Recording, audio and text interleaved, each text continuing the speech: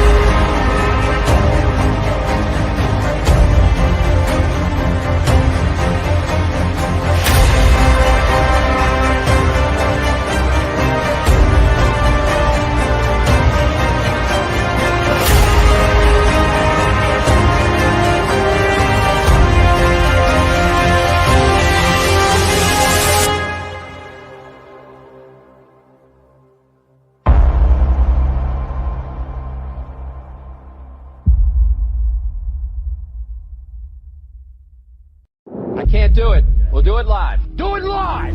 I'll write it and we'll do it live! Mister, will you please wake up, wake up, wake up, wake up, wake up?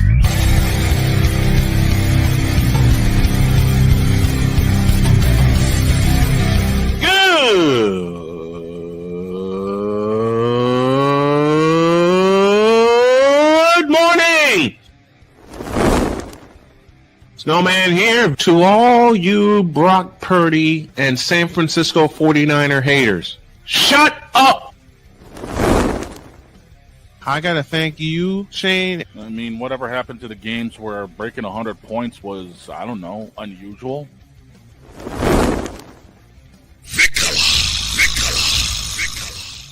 There was one word to sum up the All-Star weekend. Trays.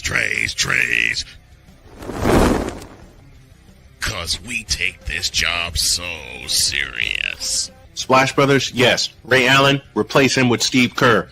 Reggie Miller, yeah.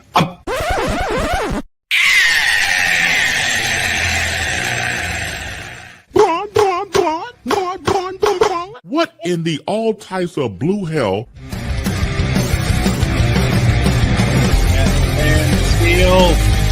I know. Oh, yeah! That damn seal. Damn it. Well, on that note, I could cuss Cole Johnson out forever for that. Yeah. Good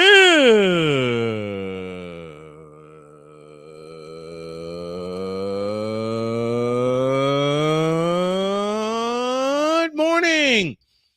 Welcome to the Twisted Tripped Out Overtime Thursday edition of Snowman in the Morning. Glad to have y'all with us.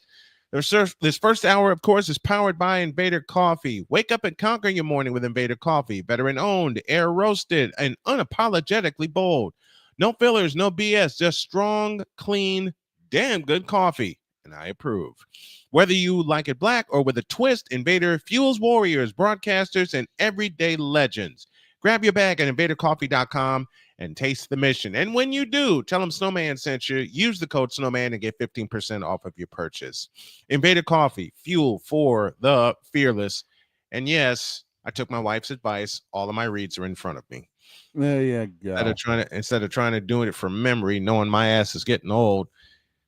Speaking of old, overtime in the Stanley Cup Finals never gets old. No, it doesn't. It really doesn't. Of course, for those of you that missed the play-by-play, Edmonton over Florida 4-3 last night in overtime, and it damn near took the entire overtime session to get that fourth goal. As a matter of fact, what am I? I don't know what I'm doing. I don't know what I need to do. I know what I'm going to do. And what I'm going to do is provide our SeatGeek play of the day. We take you to Rogers Place. And yes, YouTube, I'm using clips that I shouldn't use, but I'm going to use them anyway. So shout out. Yeah, I'm having fun. I'm having fun. But y'all have to see what happened when Leon Draisaitl, and I finally said it right, even though Droid said it right all last night. Leon Draisaitl got a hold of the game winner, and Kenny Alberts applied the voice. Now to the point, Bouchard. Nugent Hopkins with it. Here's McDavid. Out in front. Score! Leon Draisaitl! The Oilers win game one.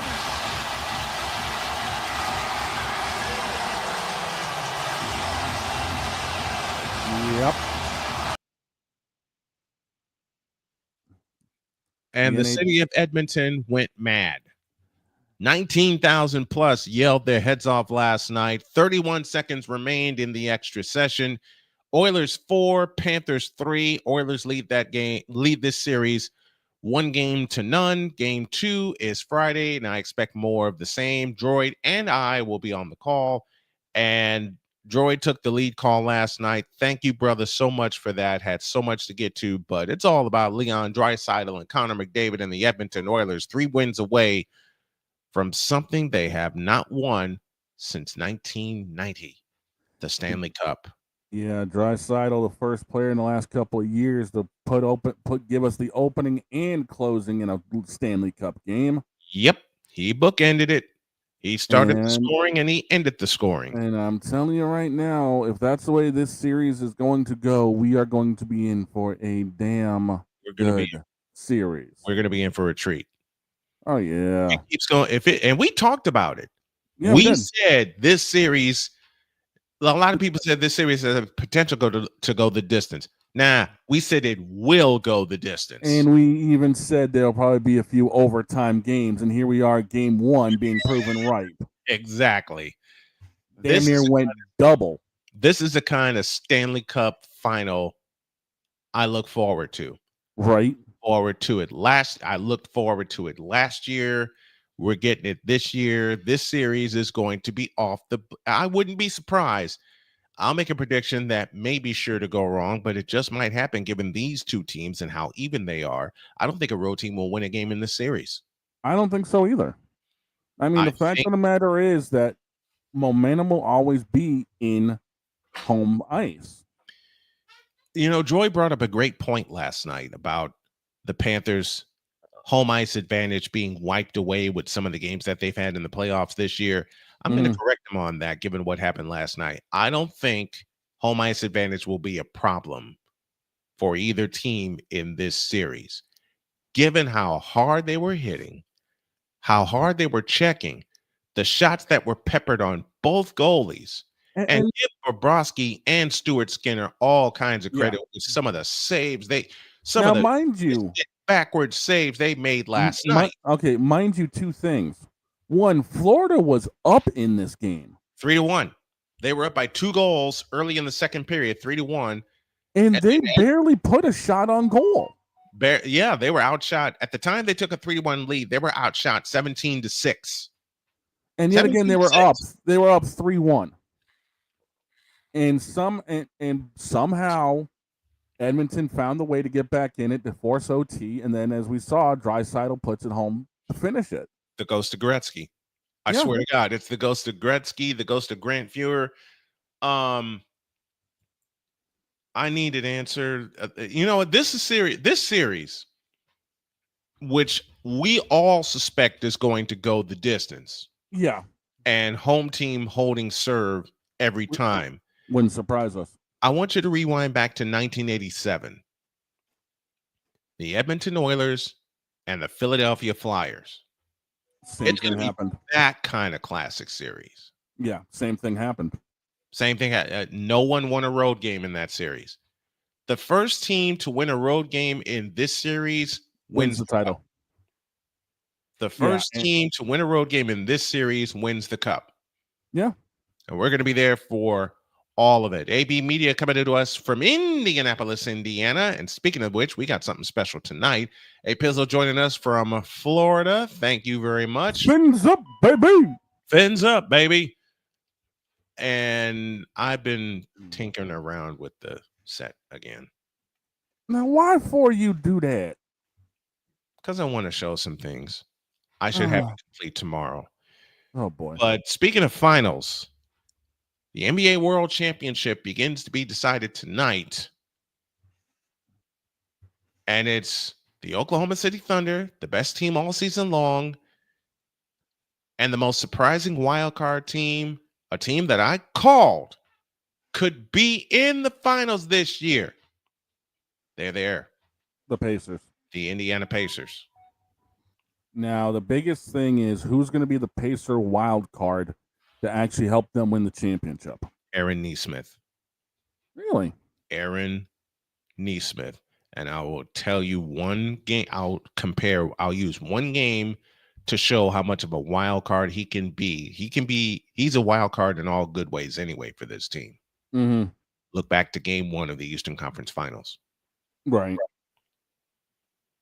The Pacers had no business winning that game. None. They were down 14. Mm-hmm. Aaron Nesmith hit not 1, not 2, not 3, but 5 3-point field goals in the final 4 minutes. Right. To help send that game to overtime. We know the miracle shot from Tyrese Halliburton. Yeah. But I think Aaron Nesmith is going to be the factor for the Indiana Pacers to win the World Championship. And yes, I still call it the NBA World Championship Series. Mm-hmm. But if tonight is anything like what we saw last night in Edmonton, our voices are going to take a beating. Oh, yeah, they are. Yeah, they are. Our voices are going to take an absolute mollywhopping. Like they don't already in the first place. Exactly. Like they don't already in the first place. With everything we do. Ugh. Absolutely right. But oh boy. Last night was crazy. Oh, yeah. In Edmonton. It was. Last night was nuts. Yep. And now we got this tonight between two of the young stars in the NBA, in the MVP, Shai Gilgeous-Alexander and Tyrese Halliburton. Yeah. Now, this final series can go one of two ways. A, it could be home court all the way through. If OKC holds home court 4 times, they win the title. Mm-hmm. However, the Indiana Pacers have shown me that they can steal one on the road. If that is the case, and they steal one on the road, the Pacers are winning the title. Oh, easily. Period. I mean, that's how it's going to come down to both of these. Is whoever gets the road win. The Pacers are the decided underdog in this series. Yeah. The Pacers are the decided underdog. But they were underdogs against Milwaukee. They were decided underdogs against Cleveland. And they were decided underdogs against the Knicks. I think they're going to steal it tonight. I wouldn't be surprised. I believe they've stolen home court in game 1 in every series they've been in. I believe they're going to steal one. I believe they're going to steal this one tonight. And it's not going to be easy. Oh, no. Not in that loud house. No. Don't think it's going to. Not in that loud house. Not in that joint. I'll tell you right now, Pascal Siakam's going to have himself a game in order for them to do it, though. He'll have to drop 30. Yeah. I will say that Pascal is going to have to give you 30, which he is very capable of. I mean, he averaged 31 in the series against New York and was the conference finals MVP. Either way, with the Stanley Cup final and the NBA World Championship Series, you will not see one of these.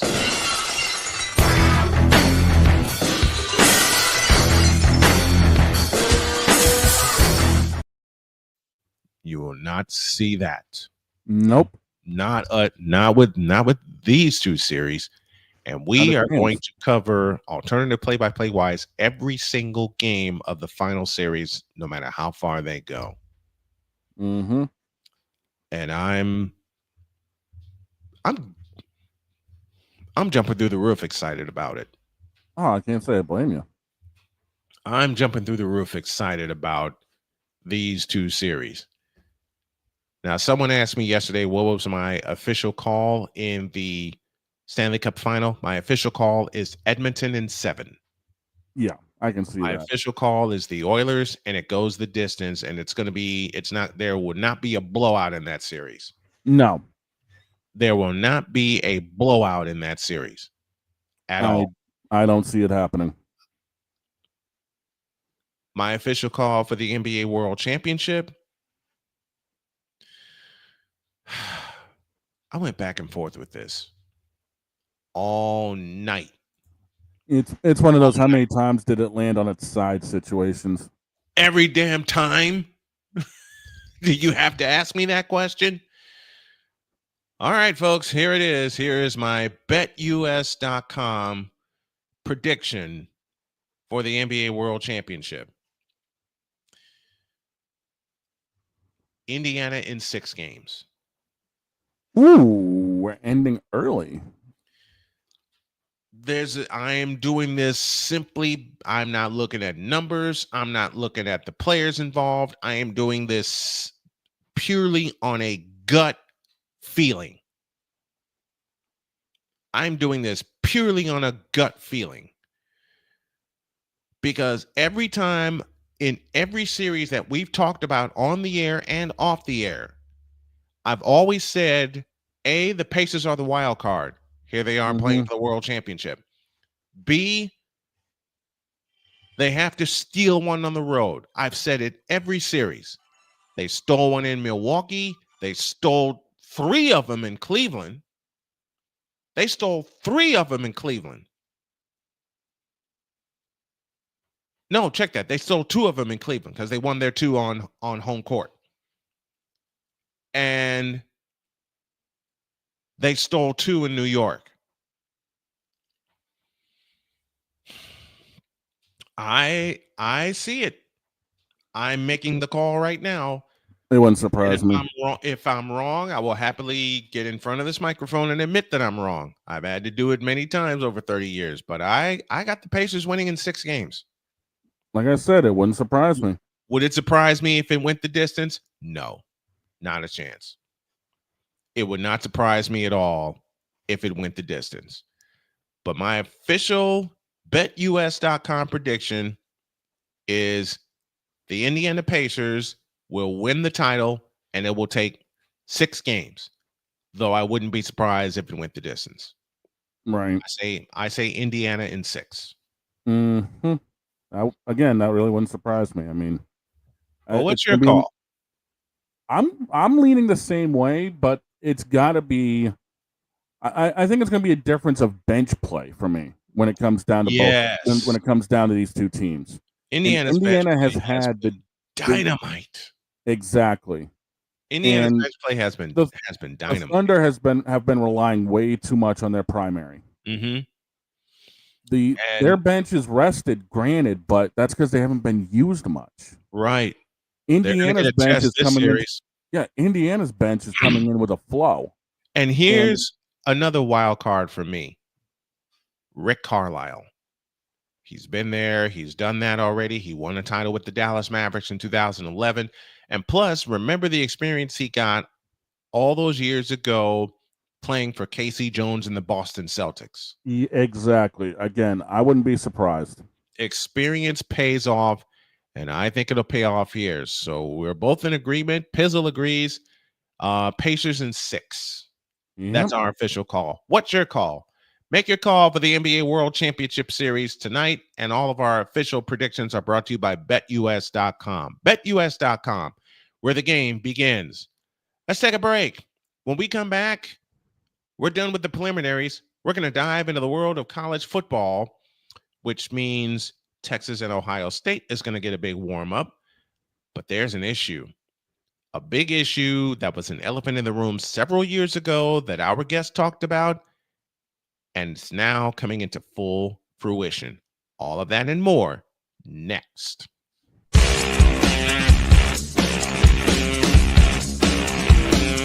This is Snowman in the Morning.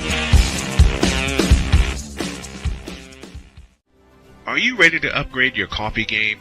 Prepare for an invasion of flavor with Invader Coffee. It's the caffeinated elixir that fuels champions, the blend that pushes boundaries. Whether you're battling deadlines or exploring uncharted territories, Invader Coffee has your back. Join the invasion at invadercoffee.com and taste the difference for yourself. Use the code SNOWMAN for 15% off your first order. Invader Coffee, veteran owned.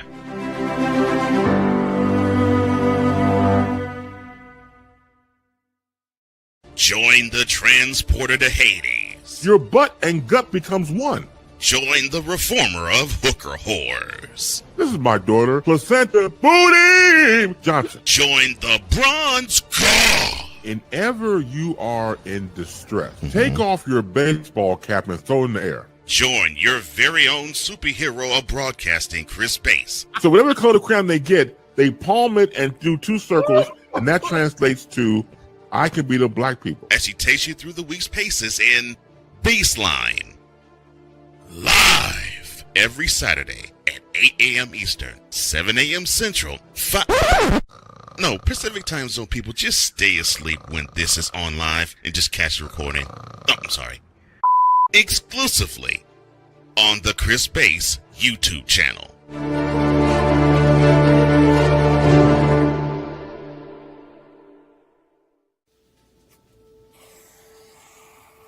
Dad? Just 1 minute, okay? Hey, Bobo, do trees tell each other stories?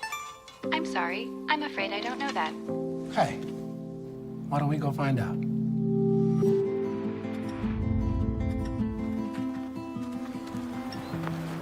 Listen. Do clouds take naps?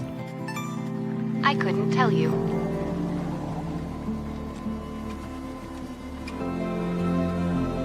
Can birds draw pictures? I don't have an answer for that. Dad, do stars visit their friends? Look!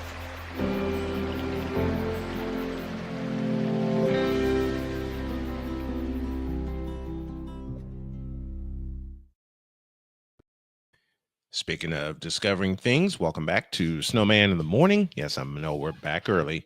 This portion is brought to you by Fanatics. Looking for the latest gear from your favorite teams? Fanatics has you covered, whether it's NFL, NBA, Major League Baseball, WNBA, or college sports.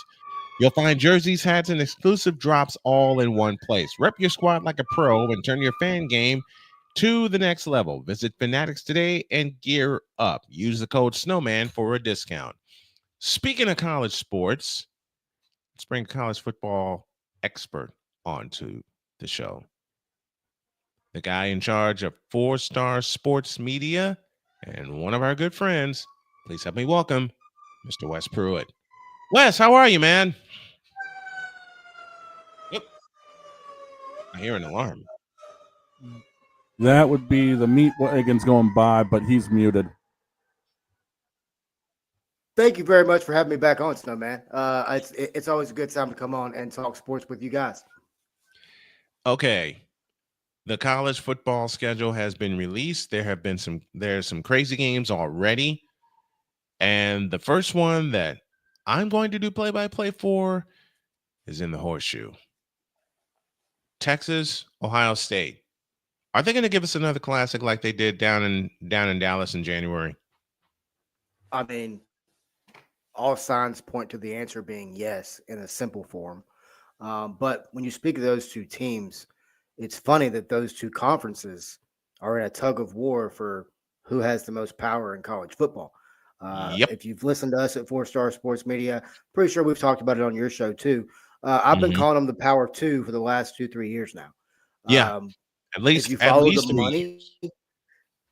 Yeah, if you follow the money, you follow what's going to happen. When you look at the Big Ten, or the Big Ten and the SEC, you look at these presidents. When you look at the college football playoff, you look at the formats and what's being proposed. Let's start there. We have to look at the who before we look at the what. Who wants to change? It's the college football presidents of the universities. Yes, we're hearing from Greg Sankey. Yes, we're hearing from Tim Petitti for the Big Ten. But it's the presidents talking to them. It's the president's going, hey, Greg, psst, we need to get this done. The current model, I personally don't have a problem with. Greg Sankey does. The Big Ten does. You're in Big Ten country. So from a Big Ten perspective, what's your thoughts on the current format we have now? I have two thoughts. One, it took them too long to get to a college football playoff. And two, I don't have an issue with the current current format. But as you said a few moments ago, and it's always true, and we've talked about it so many times, and Dog has been with us, money speaks louder than anything fair. That's true. Let me just put it in that sentence. Money speaks louder than anything fair. And with what the Big Ten and SEC having a tug of war over this ain't fair. It's not. And what's even funnier is one of the big things that's with the two conferences butting heads is the Big Ten wants the SEC to play non-conference games. Because, I mean, it's factual. Every year, that's an additional 9 losses for that conference. And as we know, you look around the country and we gotta measure up conferences to see how everybody played, right? That's how I guess in the world of sports, that's how you figure out who's better than who. Ask Ole Miss about Murray State baseball, but that's a different sport. Yes. But no, ask Arizona about Coastal Carolina baseball 4 years ago. Bingo. Ask Florida about East Carolina this year. There you go. When you look at these two conferences, that's what changes next to come. We've been talking about it. I know I've talked about it with you. The 9-game SEC schedule is going to happen. The coaches do not want it. The coaches do not want it. And that's based on people that I've talked to through sources that I have. That's other people that I've spoken to who have sources too. The coaches of the SEC do not want a 9-game schedule. They already beat up on each other week in, week out as it is. But one of the possible changes would be pretty much a play-in system to get into the playoff. You would take like the top 6 teams, top 4 teams in the conference. The top 2 would play for the championship, and then 3 and 4 play for the other automatic qualifier for the conference. But doesn't it seem, maybe it's me, maybe it's the old school mentality that I have, but doesn't it seem like if you play for a play-in spot, doesn't it kind of take a little luster away? Because you already got the top 2 teams playing for the SEC title. Leave it alone. If you weren't good enough to get to the SEC title game, so be it. Leave it alone. Yeah. Kirby Smart was asked about it recently down at the SEC spring meetings, and he said point blank, hey, why, if I'm already in, why do I want to go play a game to make sure I really get in? If I'm in, just let me be in and let us get prepared for that game. It's all, like we said earlier, it all comes down to money. That's additional money for the SEC. That's additional money for other conferences. But I think that's what's going to be one of the deciding factors for Greg Sankey. And speaking of Greg Sankey, I'm not defending the man by any stretch of imagination. I think he's incredibly smart. I think he is incredibly potent for the SEC. I think that he's gotten maybe a optic of being the voice of college football. Yeah. But I don't think we can put that on him because that's too much. He is the voice of the SEC. Now, if we want Greg Sankey to be the commissioner of college football, which I think would be a great decision to make, do that. Then he gets to look at it through that lens, not just through the SEC. Everybody I myself, others call the SEC greedy, whatever. He's just doing what his presidents are telling him to do at the end of the day. Yeah. And it gives me the puppeteer vibe. We've spoken about that many times also in the years that I've had you on. It's the puppeteer vibe all over again. And now it's on a bigger scale, especially with the Big Ten and SEC having a basic tug of war over turf war about how the playoffs should be. And all of this is coming after how the first year of the 12-team playoff went and how everything shaked out there. Chris Dietz will be on with us later, and he said the schedule of the playoff takes too long. Give me your thoughts on that. Well, if you thought 12 was too long, get ready because they're about to probably expand to 16. Yes, they are. That's where Sankey wants a 5+11 model, which would be actually he wants a couple different models. But do you have your calculator out, guys? Do you happen to have it out? Okay, this is the model that a lot of people are wanting. 4-4-2-2-1-3. No, that's not a passcode to get into a vault somewhere. This is automatic bids, 4 for the SEC, 4 for the Big Ten. Yep. Oh, and then don't forget about the other 2 power conferences, the ACC and Big 12. ACC and the Big 12. We only get them 2. Mm-hmm. And then you've got 1 group of 5 and then 3 at large. 3 at large. What are we doing? What is this? That's a great question. It's the strong get stronger. That's what it is. You know something? When we talked last year, when the playoffs officially expanded to 12 teams, many of you asked me what would be the one, or who would be the one team that could throw this playoff system upside down. And it happened. That team was Notre Dame. 100%. Because they do not belong in a conference. Their mega TV deal is going to be a lifetime deal. They've had it since 1990, being exclusive on NBC. If they are on another network, they actually lose money. ESPN, hello. ABC, hello. Everybody wants a piece of Notre Dame. Notre Dame gave them the finger and made the playoff by beating everyone after they lost to Northern Illinois. Because after they lost to Northern Illinois at the gun, mostly everybody thought Notre Dame was dead. All they did was run the table and got to the national championship game. So here's the question again. Can Notre Dame be the ultimate wild card no matter how big this playoff system gets? Fast answer, 100% yes. And I back that up with Marcus Freeman at the helm.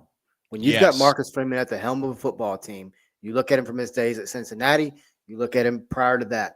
This man understands not only how to build a defense that is a winning defense, but he understands that his offense does not have to be that prolific. It does not have to be high flying. As long as it's effective, that's all that matters. Because he's got a defense that backs it up. Say that again. Say that again, please. Okay. What makes Marcus Freeman so great is he builds a defense that is a winning defense, but he also has the understanding that his offense does not have to be prolific. It does not have to be electric. It just has to be effective. As long as his offense is effective, a la, give me a player here and there. Give me a guy who can move the ball. He doesn't have to throw the ball 50 yards down the field. He just has to get the ball down the field. There's a difference.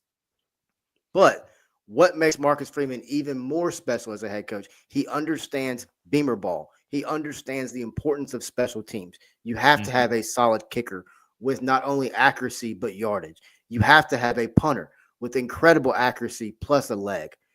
Yes. More importantly, you have to have a punt return team and a kickoff team that makes your team a weapon. It gives the other team something else to prepare for that they're probably not going to be ready to prepare for. Yep. And We've that's got why a Notre Dame roared to the national championship game. The and that's most why they're going to be difficult right game. back there this year. They're going to be exactly. Now here's an upside down question that we asked last year that damn near happened. What if Notre Dame winds up being the number 1 team in the country and they run the table? Let's put 3 levels to this.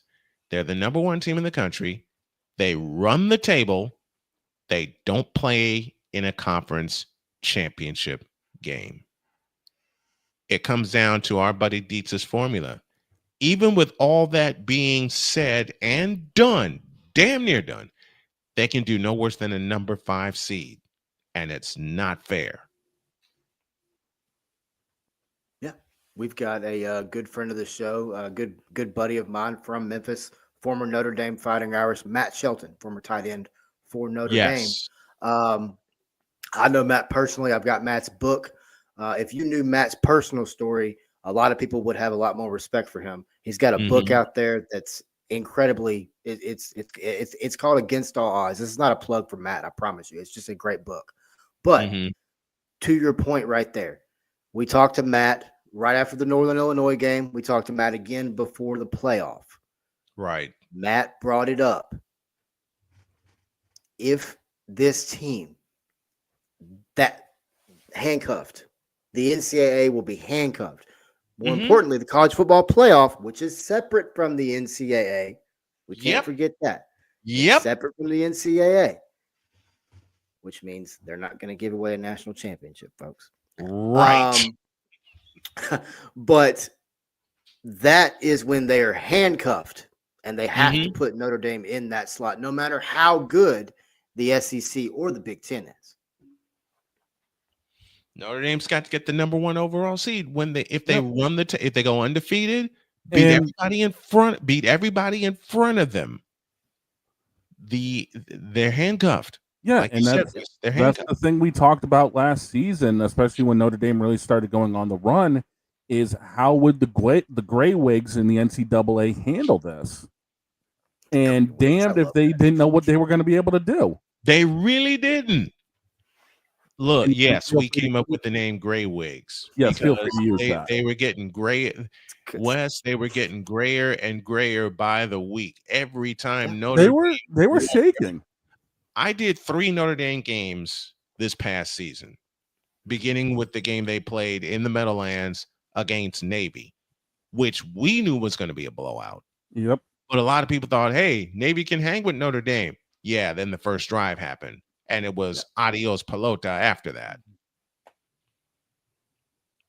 Man, if Notre Dame hadn't lost to Northern Illinois and they ran the table, and now we got this season and the tug of war that's going on in the summer before everything is locked in. Before everything is locked in. Here's the other thing. Everybody's focused on this college football playoff format that's probably going to happen 2026. Yes. Let's not forget about the year 2029, which is when the ACC is probably going to have a conference just explosion contract. That's when the grant of rights, 2029, 2030. That's when conference realignment becomes a complete just explosion across the country. We already know geographics means nothing. Ask UCLA. Ask Stanford. Ask Stanford. California. I was going to say, ask Stanford. USC. Yes. Ask Penn State, who started all this stuff back in 1994 when they joined the Big Ten Conference.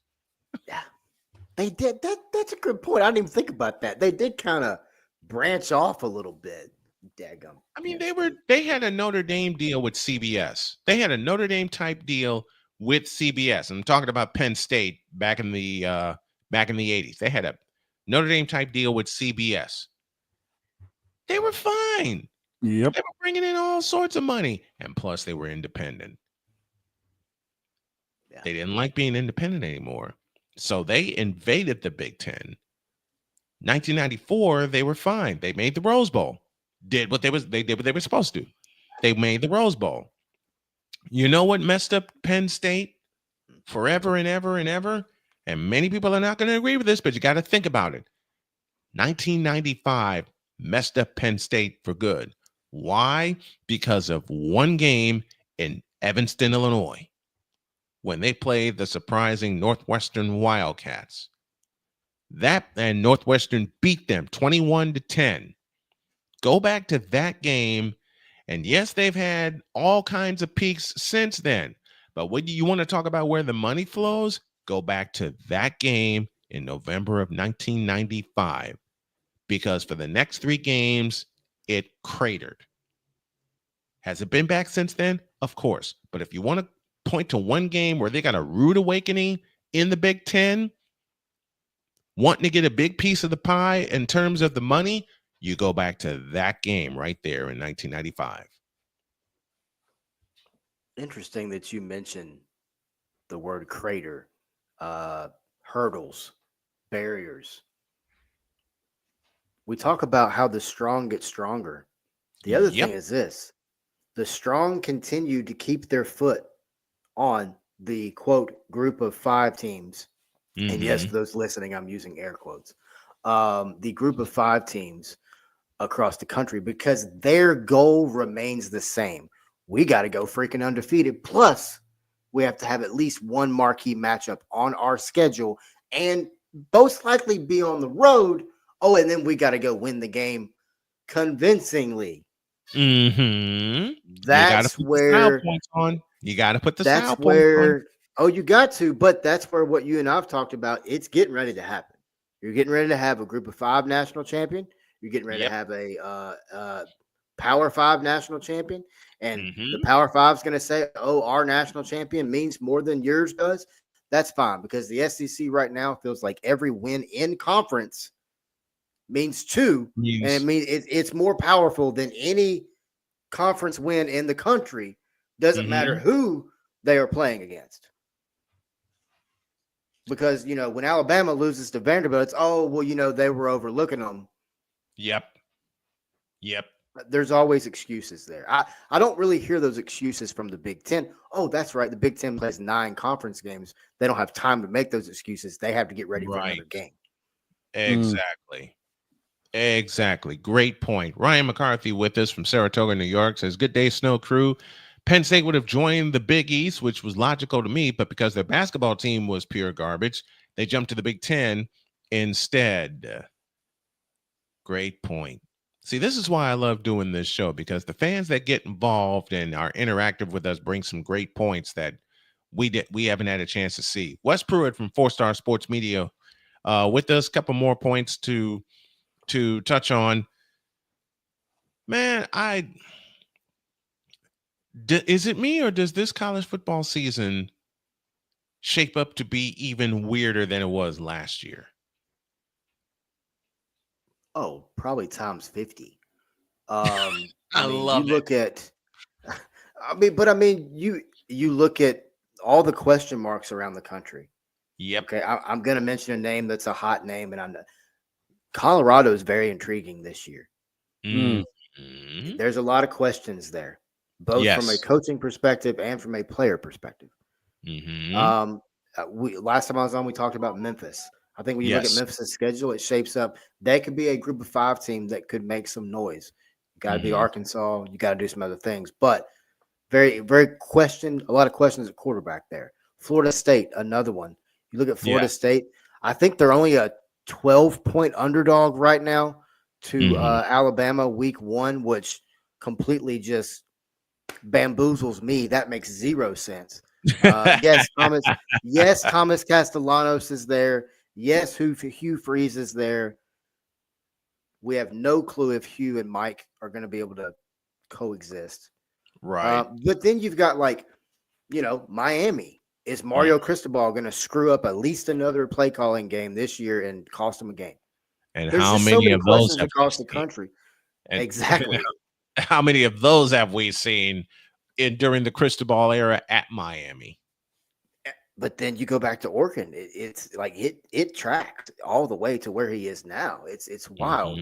And then then you look at conferences, right? Like, is the SEC going to be top heavy again? Can the Big Ten win a back-to-back national championship? Right. You know, numerous things. But man, I'm really excited about college football season. It's right around the corner, and it all starts when the Phil Steele magazine gets to me, which is Sunday, and I can't wait. Wes Pruett joining us here, one of our college football experts joining us, and he will join us throughout the season. You know how we have Deets on every Thursday? I'm going to work it so Wes Pruett is on as well to give us all his takes on college football. And folks, wait till the coverage really gets started. Wes, my friend, thank you so very much. We love you dearly. Thanks for coming on. Looking forward to having you throughout the season. Always, man. Thank you guys, and man, keep on doing your thing over at Snowman in the Morning, man. You've got great stuff. You are a very supportive man across the sports media business, and your show is grade A. I appreciate it. Thank you very much, Wes. Appreciate it. Yes, sir. Oh boy. Yeah. Oh boy. We have got a lot that's going to be covered this season, and I got a feeling that have mercy. Again, just looking over the schedule. Mm-hmm. That just tells you right there we got a lot to talk about, let alone the underlying stories. The underlying, especially with the big two, the Big Ten and the SEC. Yeah. Oh boy. No, we're going to be in for it this year. The underlying stories are going to be ignorant. Oh yeah. All right. The underlying stories are going to be crazy. Yep. But I'm here for it. Man, that's why we got it. That's why we got that expansion coming. The eventuality, Ryan says, is that as much as Notre Dame wants to be independent because tradition, they're going to have to join a conference. It's an inevitability. Not if you talk to the folks at Notre Dame. Yeah. And I got some insiders at Notre Dame. I'm going to tell you right now. They are standing down. They are standing up, I beg your pardon, against joining a conference. Yeah, touchdown Jesus don't want to be corralled right about now. Listen, touchdown Jesus ain't having it. Colorado was a 100% schedule-driven cause because they got bounced around when they played competent football teams like Kansas. Yeah. Like Oregon. Yeah. Like Brigham Young University. BYU took it to them. And notice this. Love you, Coach Prime, but every time Colorado played a competent team, that competent team, no matter how long it took, because there were a couple of overtime games there, hung 30 points on them at least. They hung at least 30 on them. And we just had a point come up. Notre Dame has ACC in their back pocket. Yep. They ain't going nowhere. They ain't going nowhere. And the ACC jumped in their back pocket during COVID. Yep. They played an exclusive ACC schedule. They wound up playing Clemson twice. Once in the regular season at Notre Dame Stadium in front of what sounded like a full house. And then once in the playoff in Dallas. The ACC's in their back pocket. Yep. Notre Dame's not going anywhere. Notre Dame played chess while the others played Connect 4 or Candyland. Shoots and ladders. Oh, God, shoots and ladders. Notre Dame knew what they were doing. They still do. And they saw the holes in the Big Ten. Because where did every wannabe analyst, which is what we have been called until we prove them wrong, what did every wannabe analysis say that which conference Notre Dame should belong to? Oh, there's a mix of them. Biggest one, obviously, got them saying that they should go to the Big Ten or go, SEC or go, wherever. Notre Dame's not having that. No. Notre Dame's not having that. Not a chance. The ACC in their back pocket. They just won't make it official because it'll mess up their contract with NBC for football. Yeah. Pizzle saying that the Notre Dame ain't going to be taken serious till they join a conference. I hate to tell you something. I ain't buying that. I hate to tell you something, but Notre Dame's going to put everybody on notice in week 1 when we return to the Catholics versus convicts. That's a Sunday night game. Yes, it is. That's a Sunday night game. In Joe Robbie. In Joe Robbie Stadium. Catholics versus convicts. The greatest Catholics versus convicts game was 1988. When it all started. Thank you, Jimmy Johnson and Lou Holtz, for that legendary game. We're going to continue to be legendary here. Let's take a break. When we come back, we're just going to pal around in the Fanatics feedback zone, drop a couple of fun stories, and then we get totally deets for hour 2. As I often say and have often said on this show, back in the deuce.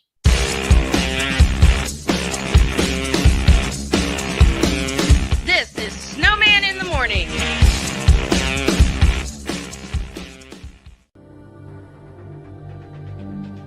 The spirit of battle is a powerful force. It's a force that drives us, pushes us beyond our limits. It's a fire in our hearts that fuels our determination, our commitment, our strive for greatness. Every challenge faced, every obstacle overcome, it sharpens our skills and fortifies our resolve. This relentless pursuit of excellence makes the journey so exhilarating. And the victory, it makes the victory sweet.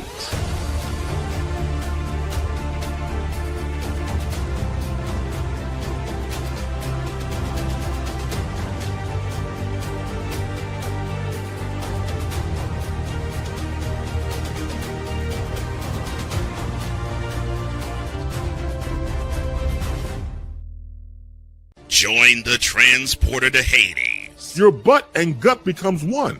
Join the reformer of hooker whores. This is my daughter, Placenta Booty Johnson. Join the bronze car. Whenever you are in distress, take off your baseball cap and throw it in the air. Join your very own superhero of broadcasting, Chris Bass. So whatever color crayon they get, they palm it and do 2 circles, and that translates to I can beat up black people. As he takes you through the week's paces in Baseline. Live every Saturday at 8 a.m. Eastern, 7 a.m. Central, Pacific Time Zone people, just stay asleep when this is on live and just catch the recording. Exclusively on the Chris Bass YouTube channel.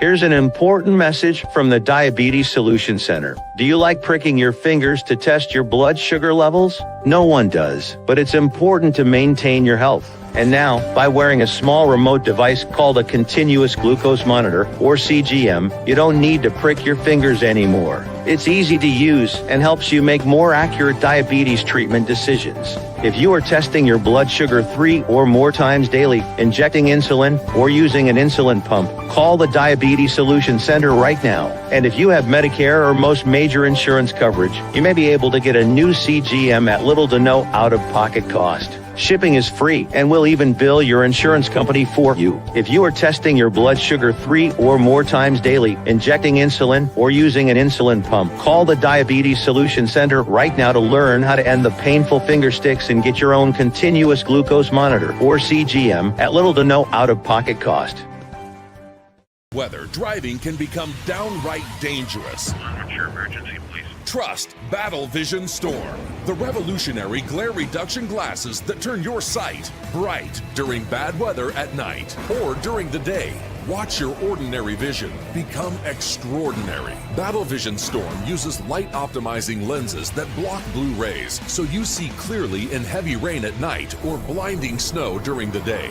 Heavy rain, snow, sleet, or fog can make it impossible to drive. Not with Battle Vision Storm. Get your Battle Vision Storm for only $19.99. But wait, due to rising costs and supply chain shortages, this may be your last chance to get your very own at this low price. There is a strict limit of 4 Battle Vision Storm per order while supplies last. Don't wait, order now. Call 1-800-483-6319 or visit battlevisionstorm.com. So call 1-800-483-6319 now.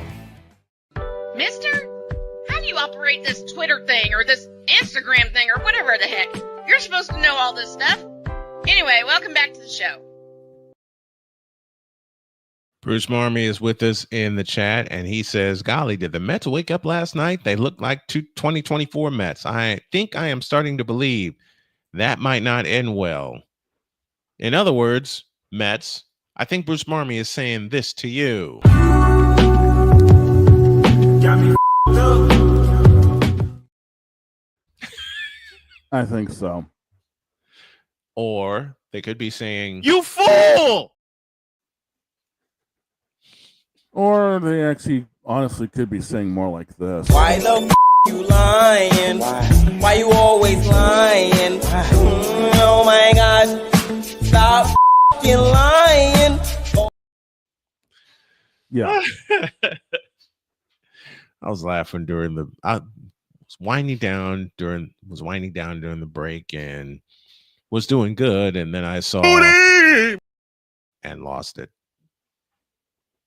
Chris Base. Freaking Chris Base. Yeah. But I can't be surprised either way. No, really can't. Can't be surprised either way. Well, by the way, what's going on with fat ass Devers? I mean, Rafael Devers. I don't damn well know what's going on with him, but frankly, stop it. Get some help. I'm sorry. The joke was sitting right there. I couldn't resist it. Like I said, I don't know what's going on with Rafi these days, man. By the way, wait till we get a hold of the intro we did for Jen's stream this past week. Which, by the way, finally she's taking a day off. Finally. I'm happy. I'm happy for her. Yeah, she deserves it, but also when she does get back, make sure you guys go follow her, twitch.tv/Genevieve_Yoso. And because of that, I'm probably going to get my head caved in later. Yeah, I got a few cavings coming myself. Yeah, probably. Dear Lord in heaven. Meanwhile, right now, Jen's probably thinking, I don't remember asking you a thing.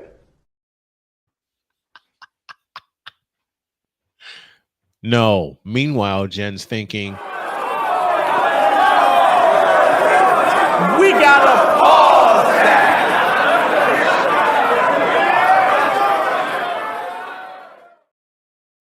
we can go with that, I suppose. Good gracious. Chris Dietz is on the way. He'll be here at the top of the hour, and it's going to be a wild one. Make your picks down below for Game 1 of the NBA World Championship Series tonight between the Oklahoma City Thunder, a.k.a. the Seattle Supersonics, and the Indiana Pacers. Who wins tonight? Who wins the series? All predictions are brought to you by BetUS.com. BetUS.com, where the game begins. A pause for a break, and when we come back, we get totally Dietz. Oh, boy. And he's going to open with a roast of Tom Thibodeau. Or, change that, a roast of the New York Knicks. And why the firing of Tom Thibodeau was hilarious. Can you say scapegoat? Oh, boy. I talked about it yesterday. We did. I talked about it yesterday and why it was a mistake. But Dietz is going to take it even one step further. Second hour, Snowman in the Morning begins. Introduce.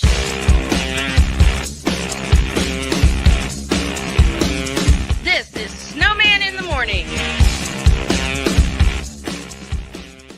During bad, SeatGeek is the ticketing app for fans like Boomstick Lady. No free throw is safe from the roar of her sticks.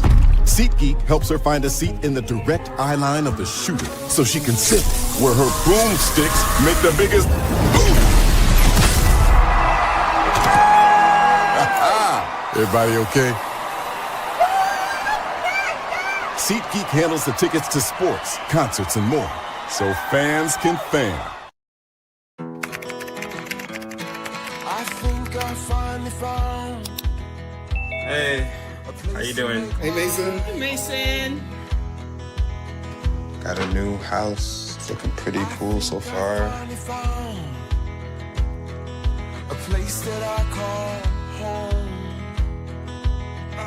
I'm teaching Louise how to cook some lasagna. It only takes a spark to make a fire start.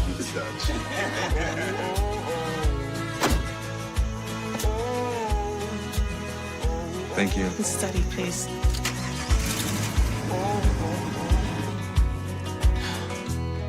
I think I finally found a place to make my own. A place that I call home.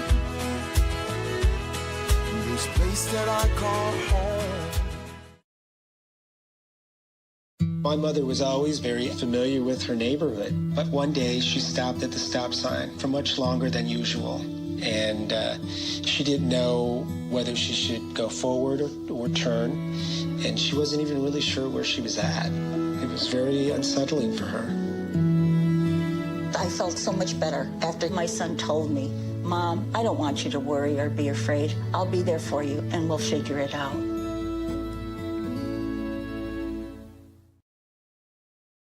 This planet has been great to me. It's given me gifts that I can't even explain. It's given me adventures and memories I'll never forget. And Battleborn, I think, has given me the opportunity to go beyond and give something back. How can I be a better custodian to this planet and the place I live? That's where I am with Battleborn. Let's make the planet a better place. Join Ryan McCarthy. I became a Jets fan because Kermit the Frog was my favorite Muppet because he was green, and the Jets wore green. That's how I became a Jets fan. And Dustin Henry. ESPN is cashing all in on let's pay a few personalities and we'll just kind of fill in the gaps. As they walk you through all of the world of sports from their perspective. The Albany Empire, it's a literal circus. No credentials required. Where, Ryan, say the tag. Where you don't need a press pass to talk sports. Every Monday at 8 p.m. Eastern, 7 p.m. Central. On YouTube and where you can find all podcasts. Hey, Eagles fan. Join my man Cool McCain and a host of others as they break down every single game, every single week in an objective manner, and also from a fan's perspective as well. Remember, this cast feels just like you. Nobody likes you. And you don't care. Fly, Eagles, fly. Eagles Elite Podcast. Every Wednesday at 8:30 p.m. Eastern on YouTube and other podcast outlets.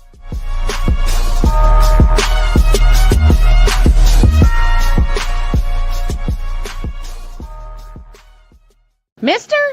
How do you operate this Twitter thing or this Instagram thing or whatever the heck? You're supposed to know all this stuff. Anyway, welcome back to the show.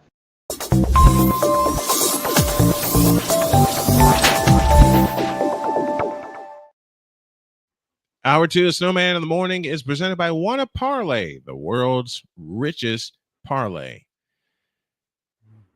And I need a favor. What? Cue the heartbeat. Oh, no. Don't worry. Really? It's going to be short and it's going to be very evil. Trust me. All right, here we go. In a world where partial greatness is celebrated and total greatness is shunned, there stands to be a figure on the lips of those who love him and those who hate him. The inane comparisons to Michael Jordan and Kobe Bryant continue and has existed since 2003.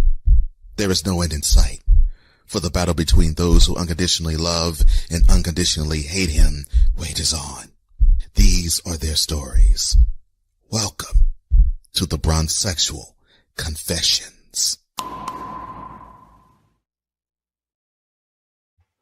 Earlier this week, I had a conversation with a bronzexual. Here's what I mean. I said I'm going to keep this short with deets on the way, and I will keep this short. What you mean? This bronzexual asked me the most stupidest question I've ever heard in my life. Okay, and that being? Where's Michael Jordan's quote? Thank you. Take it down a minute. I didn't do it wrong. I didn't do it right. This bronzexual asked me, quote, where is Michael Jordan's iconic finals moment? Close quote. I can think of about 7 of them. Before I answer that question, a selection from the Wonder Bread Choir entitled "Please Stop Smoking."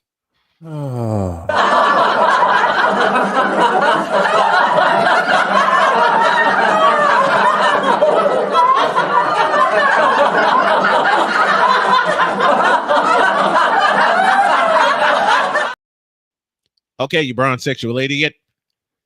You want Michael Jordan's iconic moment? I have many. But Yo Kang doesn't have a moment like this. The look away to Livingston. Jordan. Oh, a spectacular move by Michael Jordan. That's 13 consecutive field goals. NBA on NBC with the call. Marv Albert on the stick. Take that. Now get out of my face, you thirsty bitches. That didn't take long. At all. In a world where logic and sense flies completely out the window, while purple and yellow glasses are donned. I forgot something. If that move occurred on this day, June 5th, 1991. I don't see a LeBron moment competing with that. Nope. Now get out of my face, you thirsty bitches. In a world where logic and sense flies completely out the window, while purple and yellow glasses are donned, rises a figure who encourages ridiculous, undying loyalty. Good Lord, I'm about to throw up. This has been yet another installment of The Bronsexual Confessions. Yes, I was actually asked that question. First moment I can think of off the top of my head. Oh, let's see. When was that? 8.2 on the clock. 1998. Yep.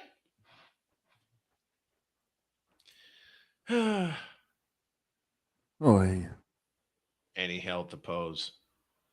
Yep, the iconic. He's got so many iconic moments, it's not even funny. But I wanted to do that one because that bronsexual actually asked me that question. What a maroon. Exactly. Ain't even a moron, it's a maroon. It's a maroon. Exactly. It's a maroon. It's a maroon. Now I got Texas and Ohio State to open the college football season. Oregon and Northwestern 3 weeks in. Ay. What did we come up with for the second week? I haven't gone that far ahead because I'm still trying to figure out what other 4 games to put on our prediction list. Well, what do we got so far? Let me take a look. Just for week 1 here. All right.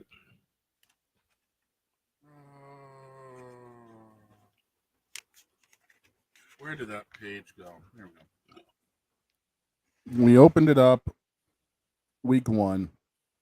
Nebraska, Cincinnati. And that was in Arrowhead. It's Arrowhead Stadium. Yep. Arrowhead Stadium. I know the answer to this question. Victor says, I know the answer to this question, but I'll ask anyway. And you just couldn't ignore him? No. For 2 reasons. 1, I couldn't go to sleep. And 2, the sumbitch kept bugging me. I tried. I really did. I feel you. Let's see. Friday we had 2 games: Auburn, Baylor, and Georgia Tech, Colorado.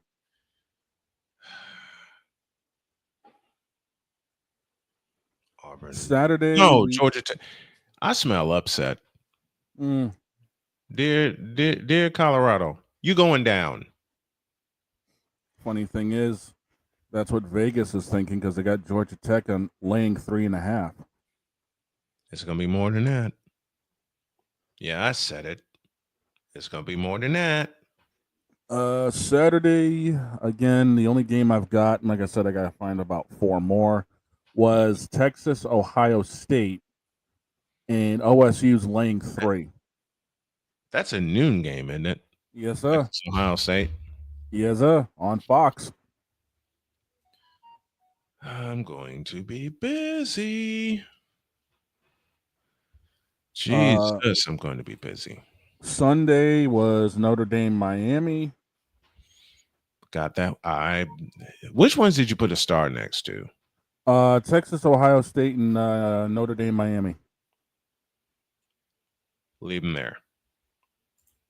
And then for Monday, I gave you a sneaky game, didn't I?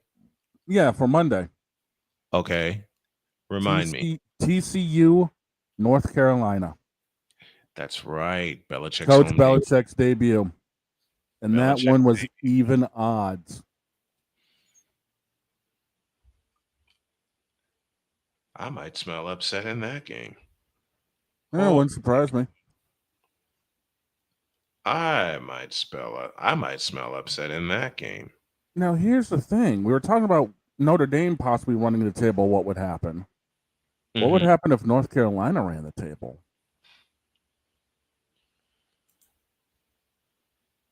Hold on a minute. Repeat your question. Well, you talked about Notre Dame running the table this year. What could happen?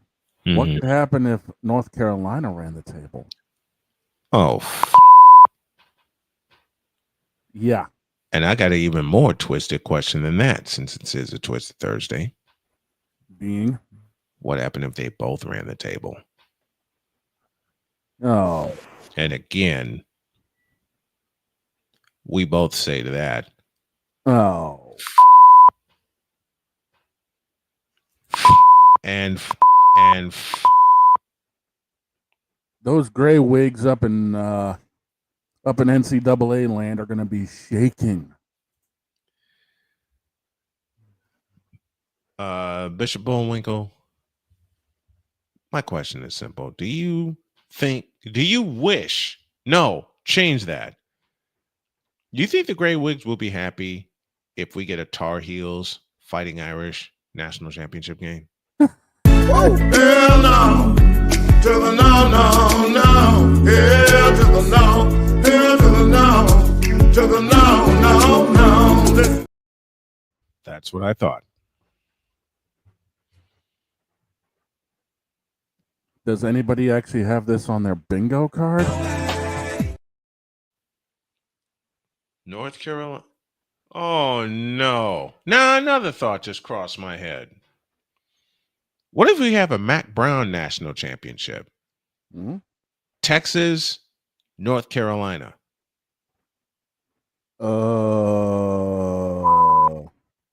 Yeah. Or actually, it'd be more like you for real. Thank you, Cole Johnson, for that one. And then we end up going up to NCAA land, and all the gray wigs are bowled over, and we end up realizing.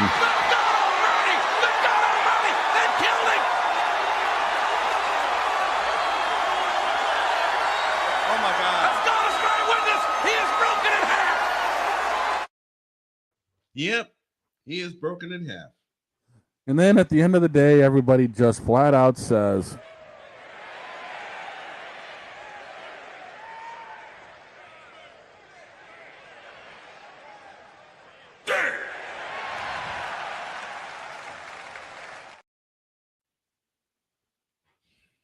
yeah. Damn. Just plain. Damn. Oh, no. And another one just, oh, no. What? You know that week 3 game between Oregon and Northwestern? Yeah. I have no business imagining this. None. What if that becomes your Big Ten championship game?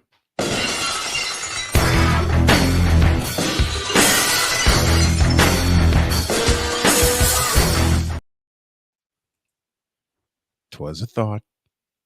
Twas a thought. You're screwed. Yeah, you're totally screwed. Yeah, I know. I know.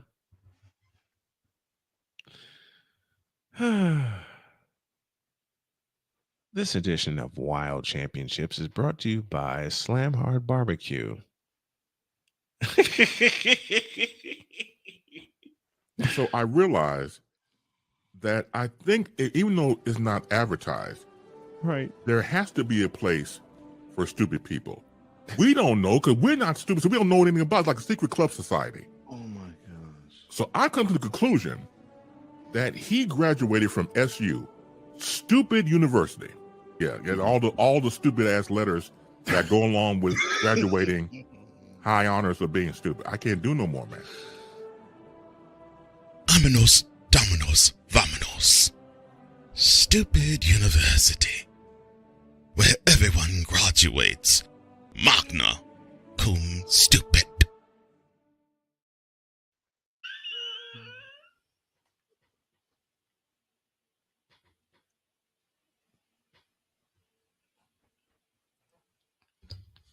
I don't know what you want me to tell you.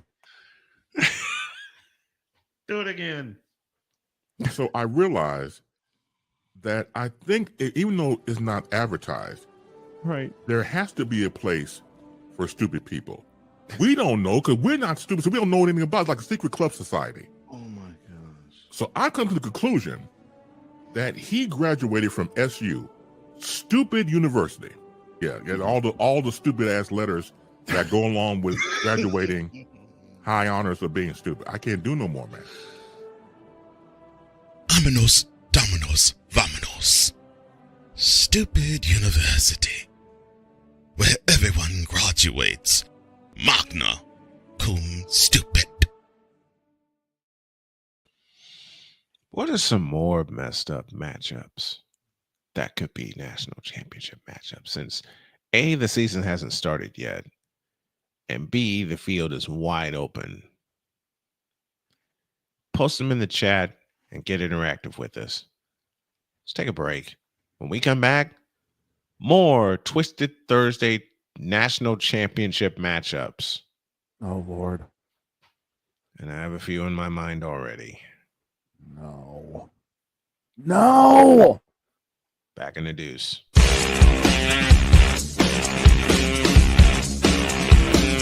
This is Snowman in the Morning. During bad, SeatGeek is the ticketing app for fans like Boomstick Lady. No free throw is safe from the roar of her sticks. SeatGeek helps her find a seat in the direct eye line of the shooter so she can sit where her boomsticks make the biggest boom. Everybody okay? SeatGeek handles the tickets to sports, concerts, and more, so fans can fan. I think I finally found. Hey, how you doing? Hey, Mason. Hey, Mason. Got a new house. It's looking pretty cool so far. A place that I call home. I'm teaching Louise how to cook some lasagna. It only takes a spark to make a fire start.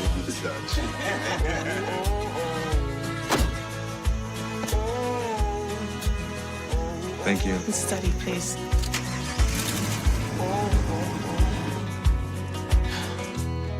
I think I finally found a place to make my own. A place that I call home.